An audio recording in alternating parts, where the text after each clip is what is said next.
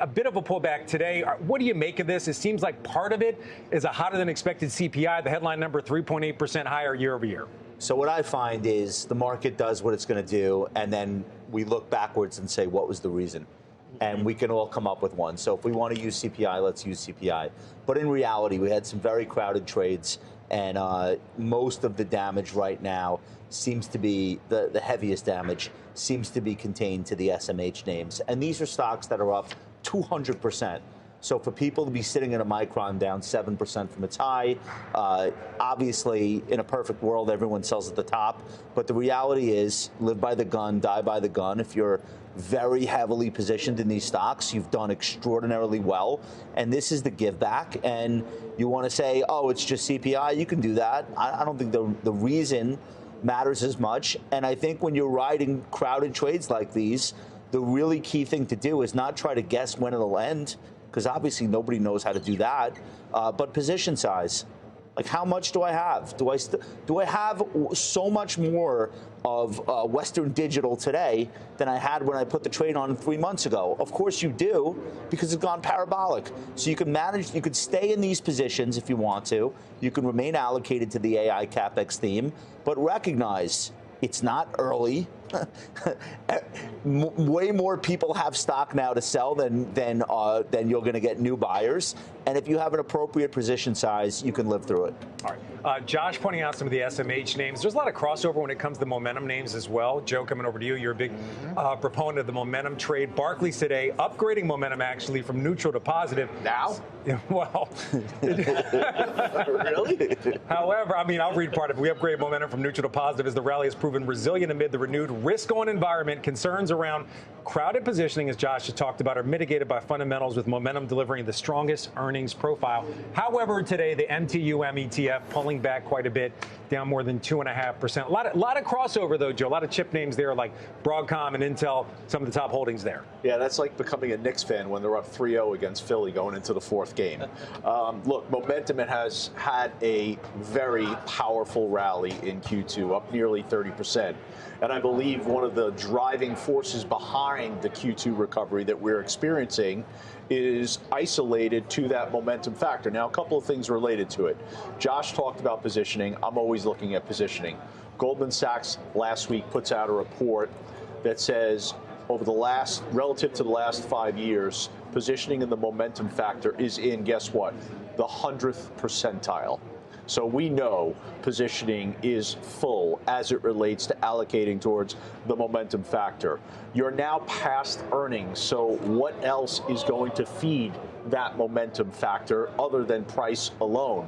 And then what tends to really be the oxygen for the momentum factor is the rate environment. If you think back to when the significant outperformance for the momentum factor began, it was in the fall of 2024. And it correlated with the change in monetary policy and the beginning of lower rates. So the momentum factor likes lower rates. Am I surprised today that the momentum factor is down 2.8%? Not at all. I've talked about that over the last several days. It could very clearly unfold. And the question is, does it extend over the next several days? I wouldn't be surprised to see it do so. You have the S&P, which is sitting somewhere close to 7% above its 50-day moving average. So you just kind of understand this is the environment. This is what has been the winning strategy in the current quarter, and you're now giving back some of that outperformance. And over the next several days, it can continue. Be prepared for that. I don't think you jump up and down and say, okay, I'm going to add to positioning because I'm getting the momentum factor down 2.8%. I think you just have a little degree of patience here. All right, so you're mentioning higher rates right now. Part of that is the CPI story, the fact that it's higher than expected. So I want to come over to you, Snipe. How are you viewing this higher than expected CPI? A lot of notes came out today. I'm going to point to one from Julia Herman from New York Life. She says cuts are still possible. I think a lot of other people are looking at the other central banks around the world. They're actually hiking rates, and that's a bit surprising, I think, that point of view from her. What is your thoughts on the impact of CPI in this market? Josh says we kind of look back and look for an explanation, but do you think this is a big reason for the pullback? I mean, relatively in line, right? I mean, on the top line, headline, I should say, CPI at 3.8%, highest it's been in 2 years. More concerned about core as I look through the bleed through. That was obviously a little bit hotter than expected. But to Joe's point, I mean, yields are up across the curve. I think that's also a story as you kind of look to what's been flying. Obviously, the semis are now 15% of the index. Crude's up 4%. I think these are and we're taking a breather. We've run a lot. The SMH is up 25% in the last month, 50% year to date. So for me, I think it is a little bit of a mixed bag with all these factors. And I think to Joe's point as well, I think it deserves a degree of patience and prudence going forward. I think it could create opportunities, but let's see how this thing plays out over the next several days. I think that's what I'm watching for. When I think of patience and prudence, who else? Jim Lehman? Oh, buddy, thank you. Well, listen, I've had 6 minutes here to listen to what everybody said. Was that great too long? Stuff. No, it's wonderful. It's wonderful. The post-facto analysis that Josh you're referring to, I agree. That is quite often what we do. There's another sort of phenomenon, though, in the markets that when the markets are rallying in the face of bad news, we tend to brush off the bad news. And there has been a lot of bad news, mainly on the Persian Gulf recently. And yet, just yesterday, we were setting an all-time high in the S&P 500. Where I'm going with this is there are some things that I do think are troubling that may actually rear their ugly head in the not-too-distant future. So this is before the fact. I'm saying I'm not getting overly worried, but look, the Strait of Hormuz is still closed, all right?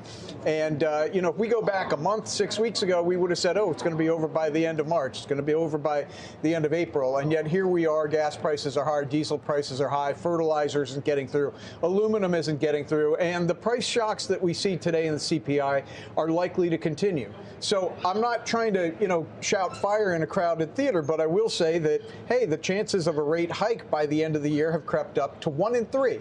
Now, that's a very, very sporadic Fed funds futures market that can change tomorrow. I will grant you. I'm just saying there's some things that maybe we shouldn't ignore.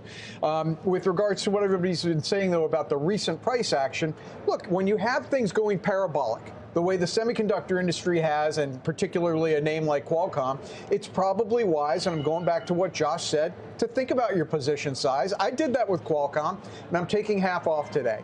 Because basically what I think has happened is that future gains, maybe into 2027, have been brought forward to the present day. I'm not completely abandoning the position because I do still have the investment thesis, both of the handset market picking up and diversity at Qualcomm away from handsets into automotive and into data centers as well. But still, I've got to respect the market action, and I'm taking about half off. All right, so you're taking some money off the table when it comes to Qualcomm. You think the action when it comes to their business, when it comes to phones and autos, is being pulled forward, or is it the other things that people? The share price is being pulled forward. The share price returns are being pulled forward. But also, there's been reports going to get into AI devices. So you think that's already priced in? That's already been pulled forward as well? Yeah, I do. And we had this, and Jason and I have talked about this a few times on the show in the last week or so. We had this earnings report from Qualcomm a couple of weeks ago. It wasn't actually that good.